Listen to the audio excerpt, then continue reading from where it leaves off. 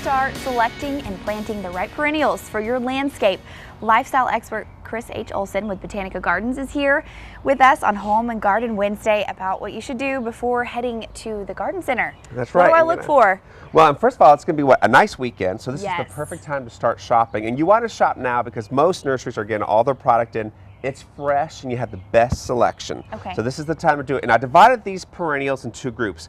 Now remember, the difference between perennials and annuals is like a year. They Okay. only last for a season or two. The whole purpose in life is to bloom, seed, and go die. away and multiply. Now perennials are the ones that come back every year. So if you don't want to replant all the time, then you want perennials. These are spring bloomers. These are plants that are blooming right about now. For example, this is called Columbine, and it's beautiful, and it actually pretty. gets about 12 to 18 inches tall, and it comes in a whole assortment of colors, and it seeds itself in the garden, so it's a great plant just to let naturalize. Then this is Primrose, one of my favorite. If you get a close look, this is called Zebra because it's purple and white and it's striped like a zebra. Yeah, I Isn't see that that. great? And that's actually a biperennial, meaning it may last about 2 years.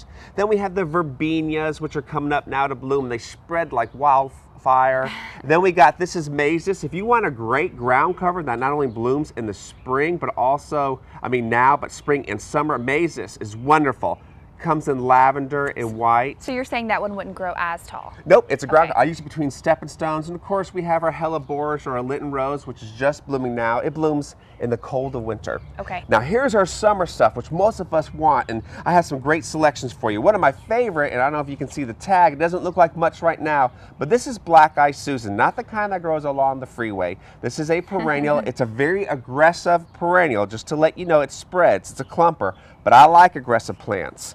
Then we have, of course, the famous cone flowers, and there's so many different varieties of cone flowers now. Not only are they purple, they come in white, yellows, oranges, you name it.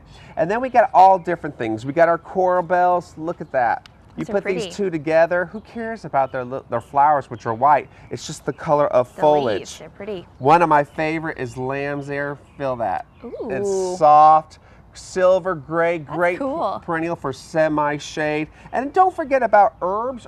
Most herbs are perennials. This is oregano, but if you notice something different about it, it's lime green. Right. So even if you don't cook with it, it still looks beautiful as a ground cover. Of course, rosemary is normally a perennial, but this winter, well, we went down to 9 degrees or last winter, I guess, now Right. it's spring, and it didn't survive. So you can go to your garden center, ask them, your conditions, and there's a perennial for every spot in the garden.